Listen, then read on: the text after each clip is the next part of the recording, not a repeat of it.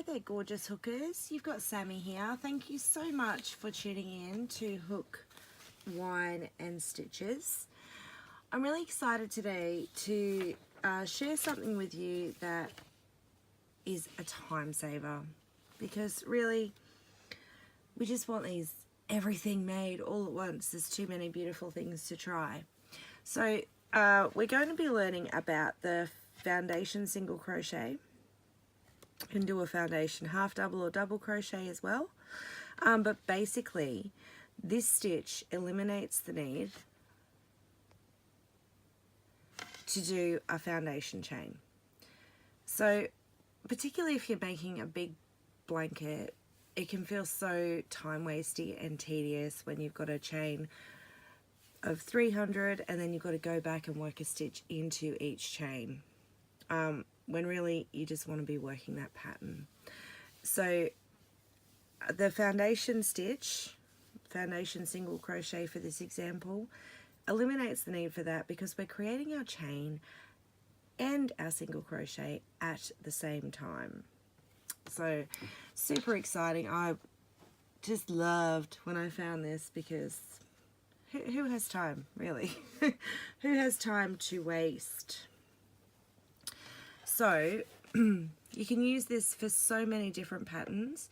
Some patterns will specifically call for one. Some you can alter to use the foundation chain instead of using the chain and then working your first row of stitches. So if the first row of pattern called for 100 single crochet, you'll skip making the chain and you'll just do 100 foundation single crochet stitches. Same if it's a half double or a double. Obviously don't use single crochet, but I'm sure you understand what I mean. So let's get started. I've just popped a slip stitch, a slip knot onto my hook, and I'm going to chain 2 stitches. Then I am going to insert my hook into the second stitch, second chain, so the first one I created, pull up a loop, yarn over,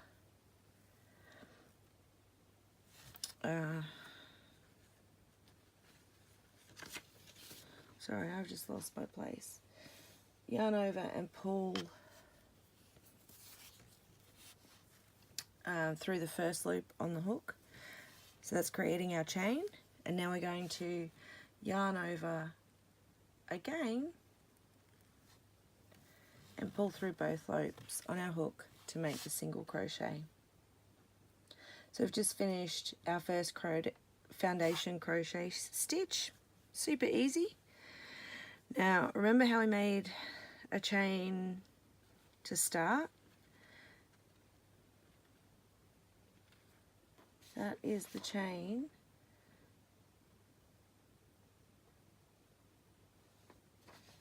we'll be working into now.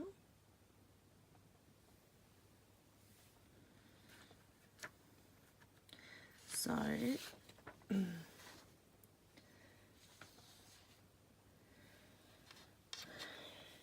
going to insert our hook into that space, pull up a loop, 2 loops on the hook, I'm going to yarn over, pull through 1, yarn over and pull through 2.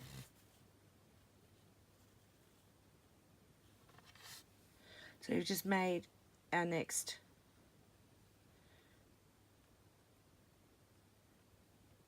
chain stitch and foundation single crochet. So we're going to continue like that all the way along. So you can see it's working sort of down from my hook. So we're going to go into the chain space, pull up a loop, yarn over, pull through 1. So we've just made the chain. Now we're going to yarn over and pull through 2 to complete our single crochet. So you can see our chain building down from the hook, a little bit different to how we normally would. So we insert separate them a little bit so you can see more clearly. So we're working the chain and the single crochet at the same time. For the next one, we go in between them, pull up a loop, yarn over and through one, and that makes our chain. So that space there between our hook and the yarn is where we'll be working our next stitch. So we yarn over, pull through both loops to complete, then go back in between the stitch and the chain to pull up a loop, yarn over, pull through one, just one, yarn over and pull through two. So you can see how we're making our chain with that first yarn over and through one, and then our yarn over through two creates the stitch. You can see that growing. Whoa, you can probably see nothing with that much glare. There we go. You can see that growing as we work. So we go in, I'm just going to zoom in, go in between the chain and the stitch that we created, pull up a loop, yarn over through one to complete the chain, yarn over and through two. So, and you can see how it sits up properly once we do our next stitch. It looks a little flat until then. So if we want to do a half double crochet, we're going to do it the same way, but before we insert our hook, we're going to yarn over, going to insert it into the same space, pull up a loop, yarn over and pull through one. It'll always be one, regardless of what stitch we're working, because I've got a stain on my finger from my garden, because that's our chain. That's the chain we're creating. So then we yarn over and pull through two for the half double crochet. So yarning over, inserting between the chain and the stitch, pulling up a loop, yarning over, pull through one, yarning over, ooh, hold on, I've pulled through two, yarning over and pulling through the three remaining on our hook, yarning over, inserting into between the chain and the stitch, pulling up a loop, yarning over, pulling through one for our chain, yarning over, pulling through the three on our hook to complete the half double crochet.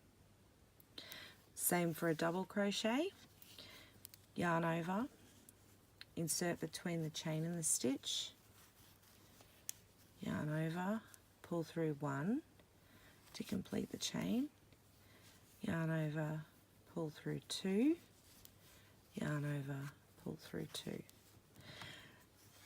So you can see we're still getting a nice flat foundation chain. That's just a bit bumpy from where I pulled it open. But we're doing our chain and our first row at the same time.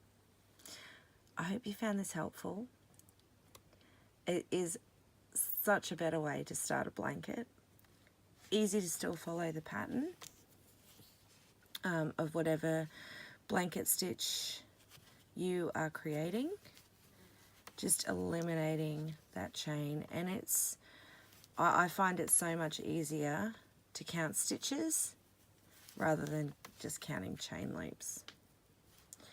Always best to use a stitch marker anyway. You can see how that's working. Have fun with it, guys. I'll meet you back here next time. Thank you again for tuning in to Hook, Wine and Stitches. Don't forget to hit the like button and check out our Facebook group for some extra helpful hints and to learn off other members. I'll see you next time. Until then, happy hooking.